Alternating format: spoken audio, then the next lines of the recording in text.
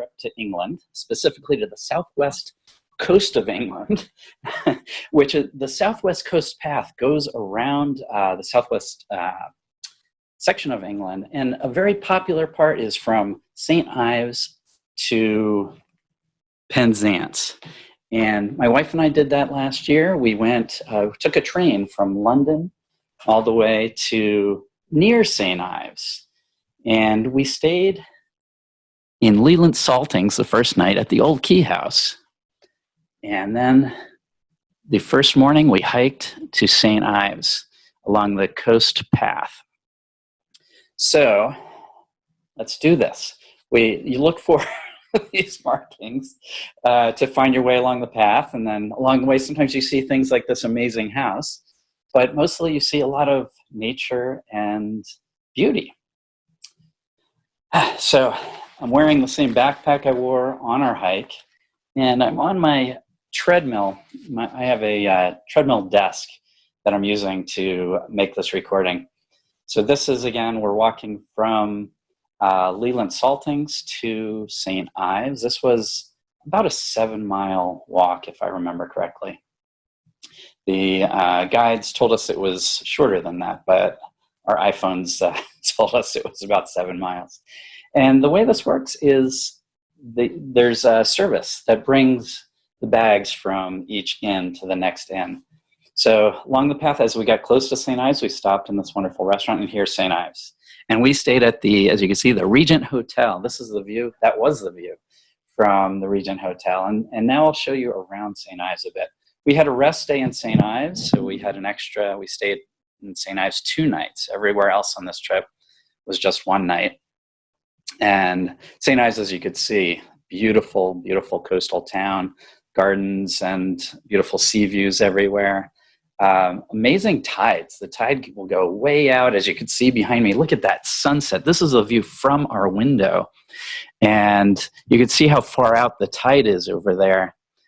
But other times it comes in like this. So the next day, when we were done with St. Ives, we went on the hike to Zennor, which is the most stunning part of the path that we went on. It was a very rugged hike. It didn't start out too rugged. It started out pretty simple, as you can see, but quickly got very steep.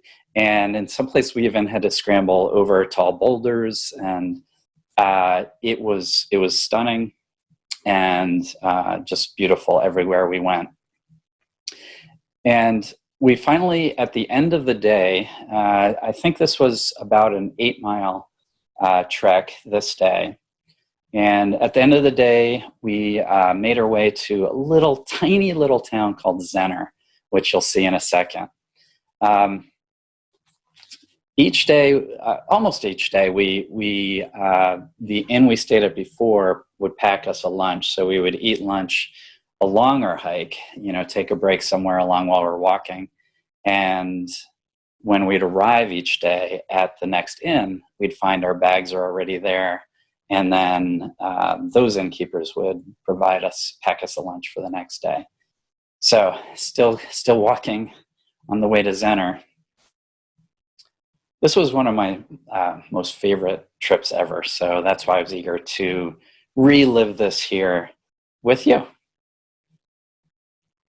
Just check out that beauty. It's amazing. These are all just unfiltered photos that I took along the way with my iPhone. I wish this was live so you could ask me questions, but as you can see, just more and more beautiful coastline. And then finally we're going inland. And so this might be, let's see if this is the path to Zennor. I'm not sure if we're there yet. No, I don't think we're quite there yet. So you have to like hiking to do this, but if you do, I can't think of a better trip to take.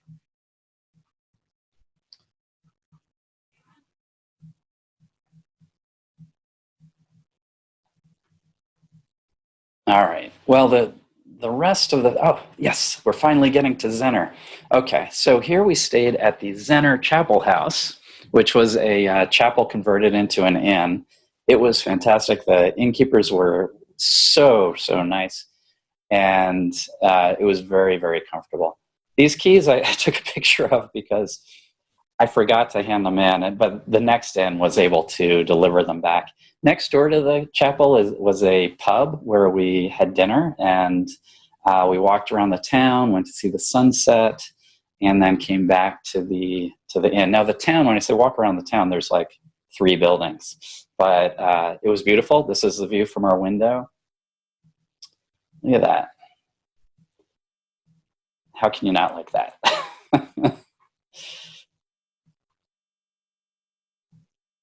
And then this was the breakfast in the morning. We didn't finish our breakfast, so they actually made sandwiches out of the leftovers for us.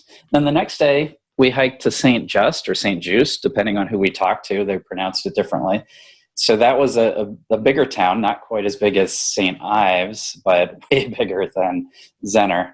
I don't have any photos of that town, but this is the walk to St. Just that we're doing now.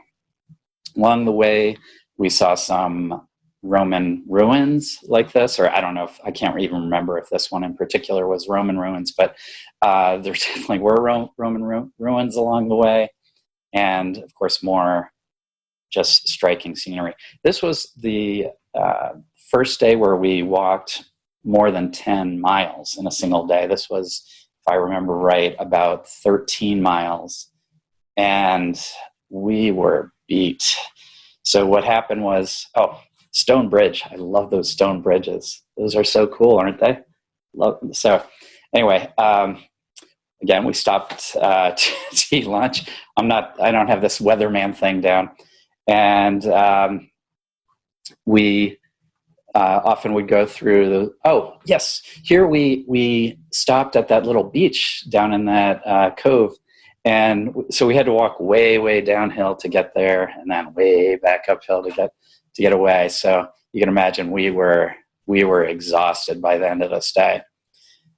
Near the end, we got to this old mine, which we described as Mordor. It was sort of a spooky, abandoned old mine, and we got a little lost there. We lost the coast path. Usually the markings were pretty clear.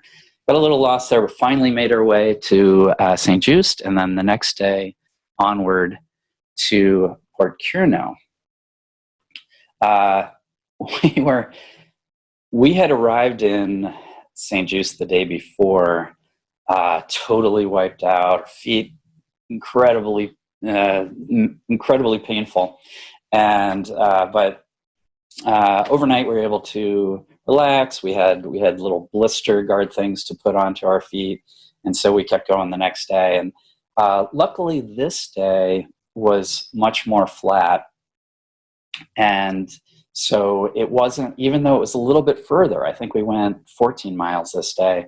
It wasn't as painful for us, although it was physically exhausting. But it's still, even though there weren't as many beautiful coastal views, but there were beautiful just landscape views everywhere we went. And there certainly were some beautiful coastal views as well. Then we stopped for lunch in Sennen Cove, which was a really nice stop and perfectly placed for our walk. And then we went to Land's End, which is an actual place which used to be thought of as the far westernmost point of England, but it's since been found out it's not quite that. But it's been turned into a bit of an amusement park, so it was by far my least favorite stop on this whole trail. But anyway, leaving it was very nice and beautiful. And I don't know, what can I say? Oh, this was great. So as we got close to Port Curno, we went downhill to what we thought was the end, but it turned out it wasn't the end. And let me catch up. We had to take a bus to Penzance from Port Curno because there wasn't an inn available in Port Curno. So the plan was for us to take a bus back to Port Curno the next morning and then walk to Penzance and stay in the same inn both nights. But what happened was the next morning, not only were we in so much pain, we were so tired, muscles totally worn out, but it was also raining that next day. So we decided oh well, we'll have a rest day here, and so we rested in Penzance, and as you can see, we walked about a bit, but not as much. We didn't get in as much walking as we would have liked, partly because of the rain and partly because we were beat.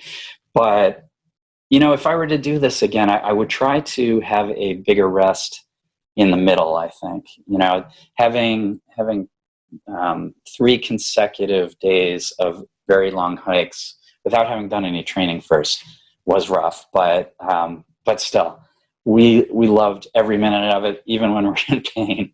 It was fantastic, and so I highly recommend it. There are plenty of agencies. If you Google walking holiday, you'll find agencies that will help you book these, and will do all the stuff with moving your bags around. Now, please subscribe to our video, subscribe to YouTube, but also go to thefrequentmiler.com to /subscribe to subscribe to our blog and to our Facebook group and every other resource we have. We've got lots. So we hope to see you there. Bye, everyone.